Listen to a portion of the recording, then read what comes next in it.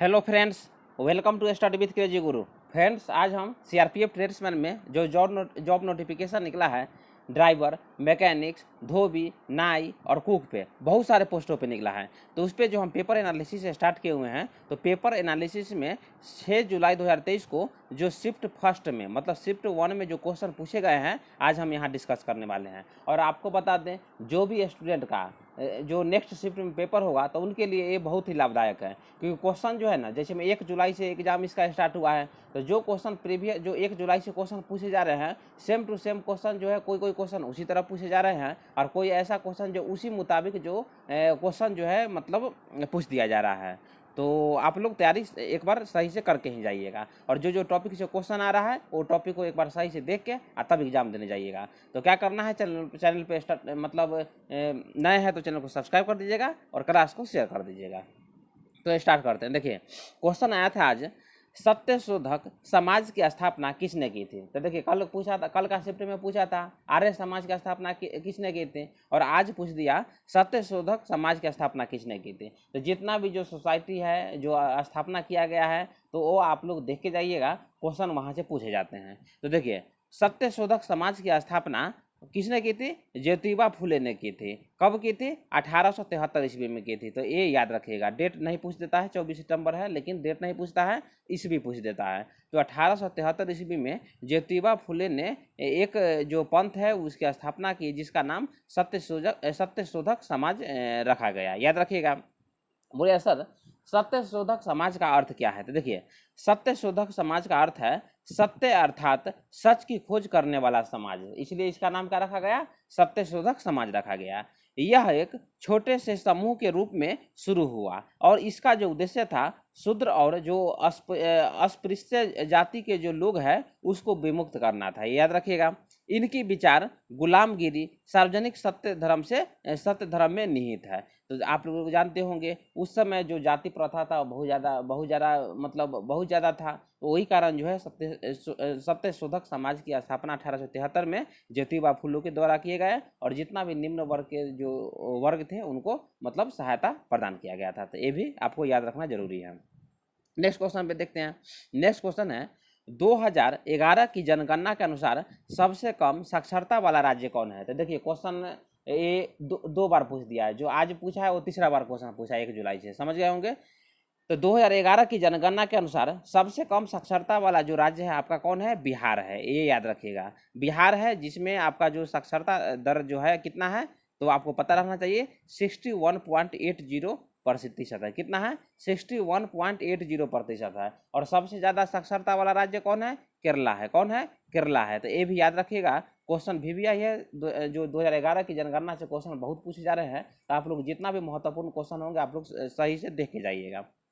उसके बाद देखिए, बिहार में जो पुरुषों की जो साक्षरता दर थी 71.20% थी, और महिलाओं की जो साक्षरता दर थी 51.50% थी। और जो ओवरऑल जो साक्षरता दर था, सबसे कम जो राज्य का जो साक्षरता दर जो आंकी गई थी 61.80% जो है बिहार में मापी गई थी। ये याद रखिएगा, जो कि सबसे कम साक्षरता दर है।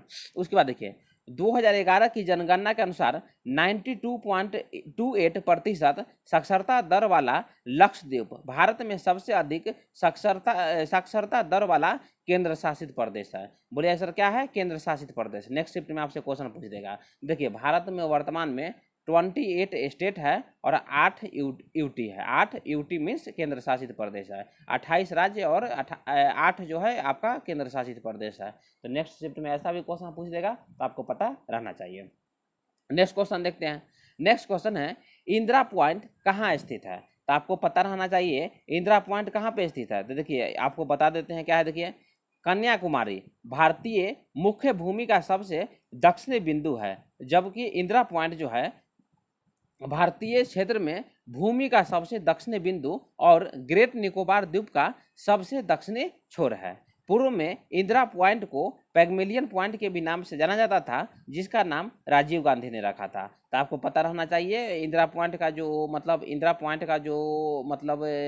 पुराना नाम क्या है? पैगमिलियन पॉइंट है। तो आप लोग ये देख के जाइएगा, इंदिरा पॉइंट, इंदिरा कॉल, ये सब आप लोग जो है नेक्स्ट शिफ्ट में क्वेश्चन पूछ देंगे, तो आप लोग एक बार रिवाइज करके ही जाना आपको पेपर में।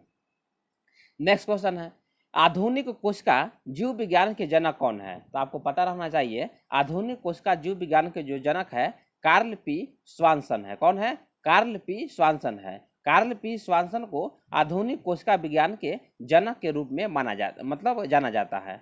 कोशिकाओं के अध्ययन को कोशिका विज्ञान के भी नाम से जाना जाता है। मतलब कोशिका के अध्ययन को क्या कहते हैं? कोशिका विज्ञान कहते हैं। और कोशिका से जितना भी क्वेश्चन, देखिए क्या है ये, कोशिका, कोशिका से जितना भी क्वेश्चन आपको एग्जाम में जो मतलब पूछे जाएंगे, आप लोग एक बार तैयारी करके जाइएगा। आपके पास नोट्स होगा तो आप लोग एक बार कोशिका से एक बार जो रिवाइज है वो रिवाइज करके ही जाइएगा, क्योंकि कोशिका से क्वेश्चन पूछ दिया है तो कोशिका से बहुत सारे एग्जाम में क्वेश्चन पूछे जाते हैं। उसके बाद देखिए थोड़ा सा जनगणना के बारे में बताते हैं। जनगणना जो है पहली बार भारत में 1872 ईस्वी में जो उस समय के तत्कालीन वायसराय थे लॉर्ड मेयो के द्वारा, किसके द्वारा? लॉर्ड मेयो के द्वारा जो पहली बार जनगणना जो है 1872 ईस्वी में करवाया गया था। लेकिन क्या होता है 1881 ईस्वी में, 1881 ईस्वी में लॉर्ड रिपन के द्वारा जो नियमित जो दशकीय जनगणना मतलब 10 वर्ष पे जो जनगणना स्टार्ट किया गया था 1881 ईस्वी से लॉर्ड रिपन के द्वारा स्टार्ट किया गया था। तो ये भी आप नोट करके ही जाइएगा। नेक्स्ट क्वेश्चन पे आते हैं। नेक्स्ट क्वेश्चन है, पुरुलिया छऊ नृत्य किस देवता से संबंधित है? तो देखिए लोक नृत्य से क्वेश्चन पूछे जा रहे हैं, तो आप लोग क्वेश्चन जो है एक बार रिवाइज करके जाइएगा। लोक नृत्य, पुरुलिया जो छऊ नृत्य है भगवान शिव से संबंधित है। किससे? भगवान शिव से संबंधित है। याद रखिए किस देवता से संबंधित है? भगवान शिव से संबंधित है। थोड़ा सा और देख लेते हैं क्या है।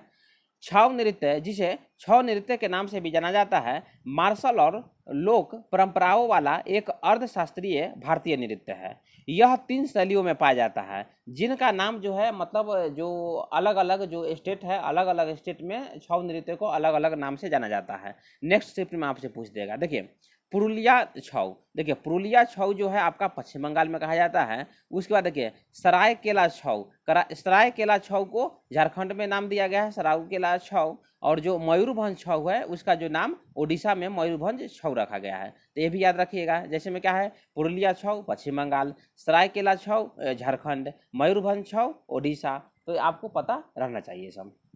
नेक्स्ट क्वेश्चन देखते हैं। नेक्स्ट क्वेश्चन कल भी क्वेश्चन पूछा था, चोल वंश की स्थापना किसने की थी? तो आपको पता रहना चाहिए चोल वंश की जो स्थापना है विजयालय के द्वारा 9वीं शताब्दी 8वीं 9वीं शताब्दी में मतलब क्या किया गया था, आपका चोल वंश की स्थापना किया गया था। और चोल वंश की जो स्थापना जो है वो जो है पल्लव को हरा के जो विजयालय जो है चोल वंश की स्थापना कर देता है। और राजधानी जो है कहाँ पे बनाता है? तंजौर में राजधानी बनाता है। तो ये भी याद रखिएगा, क्वेश्चन यहाँ से पूछे जाएंगे। नेक्स्ट क्वेश्चन है, नेक्स्ट क्वेश्चन आया था, डॉक्टर भीमराव अंबेडकर ने कहाँ पर अछूतों के लिए आंदोलन किया था? तो आपको पता रहना चाहिए अछूतों के निवारण में मतलब डॉक्टर भीमराव अंबेडकर जी का कितना बड़ा हाथ है, तो आप लोग जानते होंगे। तो क्या है? महार का सत्याग्रह। क्या है? महार का सत्याग्रह, जिसे अलग एक और नाम क्या दिया जाता है?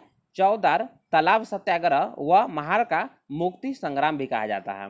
भीमराव अंबेडकर जी ने 20 मार्च 1927 ईस्वी को महाराष्ट्र राज्य के रायगढ़ जिले के महार स्थान पर दलितों को सार्वजनिक चौदार तालाब से पानी पीने और इस्तेमाल करने का अधिकार दिलाने के लिए एक जो सत्याग्रह किए थे, जो कि प्रभावी सत्याग्रह था। ये भी याद रखिएगा, क्वेश्चन जो है आज यहाँ से क्वेश्चन पूछे गए थे। और जितना भी सत्याग्रह है, जो भी महत्वपूर्ण आंदोलन है, आप जो आधुनिक भारत में आप लोग को पढ़ना है तो आप लोग देख के जाइएगा, क्योंकि क्वेश्चन जो है अब यहीं से पूछे जाएंगे। नेक्स्ट क्वेश्चन है, नेक्स्ट क्वेश्चन पहले भी पूछ चुका है, बक्सर का युद्ध किन के बीच लड़ा गया था? बताइए। बक्सर का युद्ध 1764 ईस्वी में लड़ा गया था। बक्सर कहाँ पे? बिहार में है। और आपको बता दें बक्सर का युद्ध एक ऐसा युद्ध था जिसमें यह तय कर दिया गया था, मतलब यह तय कर दिया था कि अंग्रेज जो है भारत पर शासन करेंगे। ये याद रखिए, अंग्रेजों के लिए जो एक महत्वपूर्ण निर्णायक युद्ध था बक्सर का युद्ध था। क्योंकि देखिए 1757 ईस्वी में अंग्रेज जो है पलासी का युद्ध लड़ता है। और पलासी का युद्ध में जो मतलब अंग्रेजी सेना का जो मतलब नेतृत्व करते हैं लॉर्ड क्लाइव के द्वारा किया जाता है। और पलासी का युद्ध जो है मतलब कौन जीत जाता है? पलासी का युद्ध लॉर्ड क्लाइव मतलब अंग्रेजी जीत जाते हैं। उसके बाद क्या होता है? 1764 ईस्वी में बक्सर का युद्ध जो है लड़ा जाता है। और अंग्रेजी सेना का जब नेतृत्व करते हैं कौन करते हैं? मुनरो के द्वारा किसके द्वारा, मतलब किसके द्वारा वो किया जाता है नेतृत्व, तो हेक्टर मुनरो के द्वारा किया जाता है, ये भी याद रखिएगा। तो बताते हैं, देखिए 1764 का बक्सर का युद्ध हुआ, जिसमें अंग्रेजों को बिहार और बंगाल पर आधिपत्य मतलब मिल गया। बिहार और बंगाल पर क्या मिल गया, आधिपत्य मिल गया। इस युद्ध में 3 सेनाओं ने मिलकर अंग्रेजों से लड़ाई लड़ी थी, जिसमें एक थी मीर कासिम की सेना, उसके बाद कौन थी, बंगाल के नवाब थे। उसके जैसे में मीर कासिम की सेना, जिसमें बंगाल के नवाब थे, मीर कासिम कौन थे, कौन था, तो वो बंगाल का नवाब था। उसके बाद कौन थे, अवध के शुजाउद्दौला के सेना थे। और तीसरा जो सेना था शाह आलम द्वितीय, शाह आलम द्वितीय जो कि मुगल शासक थे, तीनों के सैनिक थे। तो उसके बाद क्या होता है, तीनों सेना जो है मतलब ब्रिटिश ईस्ट इंडिया कम मतलब जो मतलब अंग्रेज होते हैं, अंग्रेजों से हार जाती है, याद रखिएगा, अंग्रेजों से हार जाती है, और अंग्रेजों जो है अंग्रेजों की विजय हो जाती है। तो आपसे क्वेश्चन पूछ देगा, जब जब 1764 ईस्वी में बक्सर का युद्ध हुआ था, तो उस समय जो मुगल शासक कौन थे, तो शाह आलम द्वितीय, शाह आलम द्वितीय जो थे वो मुगल शासक थे 1764 में, जो बक्सर का युद्ध हुआ था। और 1857 ईस्वी में जो स्वतंत्रता संग्राम हुआ था, 1857 ईस्वी के स्वतंत्रता संग्राम में जो मुगल वंश के जो मतलब शासक थे वो कौन थे, बहादुर शाह जफर या बहादुर शाह द्वितीय। तो ये भी याद रखना है आपको। नेक्स्ट क्वेश्चन है, नेक्स्ट क्वेश्चन क्या था, हेनरी लुई विवियन डिजोरियो हिंदू कॉलेज की स्थापना कब किए थे, तो आपको पता रहना चाहिए। हिंदू कॉलेज 20 जनवरी 1817 को स्थापित किया गया था, जिसमें हेनरी विवियन डिजोरियो की जो मतलब जो भूमिका थी वो बहुत ही ज़्यादा क्या थी, बहुत ही ज़्यादा भूमिका थी, ये भी याद रखिएगा। उसके बाद देखिए, अंग्रेजी तर्कवाद की भावना के कारण उन्होंने रूढ़िवादी हिंदू प्रथाओं की आलोचना की थी। क्या की थी, रूढ़िवादी प्रथाओं की आलोचना की थी, जो हिंदू छात्रों और उनके माता पिताओं की भावना को बहुत आहत पड़ी थी। इस वजह से उन्होंने 1831 ईस्वी में हिंदू कॉलेज के निदेशकों द्वारा इस्तीफा देने के लिए मजबूर होना पड़ा, और उन्होंने इस्तीफा दे दिया था। तो ये भी याद रखिएगा। नेक्स्ट क्वेश्चन है, नेक्स्ट क्वेश्चन है जो आया था, पुराने संसद भवन के वास्तुकार कौन थे, तो आपको पता रहना चाहिए। देखिए एक बार पढ़ लीजिए, क्वेश्चन भी आई था यहाँ से, और नेक्स्ट शिफ्ट में आपसे पूछ देगा। केंद्र सरकार की सेंट्रल विस्टा वेबसाइट पर दी गई जानकारी के अनुसार क्या है, देखिए मसौदा जो मतलब पुराने संसद भवन का डिजाइन जो है हार्वर्ट बेकर के द्वारा किया गया था। किसके द्वारा, हार्वर्ट बेकर के द्वारा किया गया था। इसमें सर लुटियंस का भी योगदान क्या किया जाता है, माना जाता है। तो ऑप्शन में क्या रहा होगा, आप लोग मतलब आप लोग कमेंट में लिख दीजिएगा।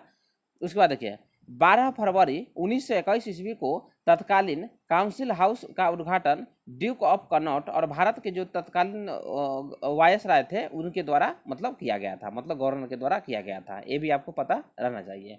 और आपको बता दें, देखिए मैथमेटिक्स से क्वेश्चन जो है मतलब शुरू से जैसा क्वेश्चन है वैसा पूछे जा रहे हैं, आपको बता भी दिए हैं। रीजनिंग से भी क्वेश्चन आ रहे हैं और सामान्य हिंदी से भी आ रहे हैं। तो आप लोग कमेंट में जो भी क्वेश्चन आपको याद होगा कमेंट में लिख दीजिएगा। चैनल पे नए हैं तो चैनल को सब्सक्राइब कर दीजिएगा। मिलते हैं नेक्स्ट वीडियो में। जय हिंद, जय भारत।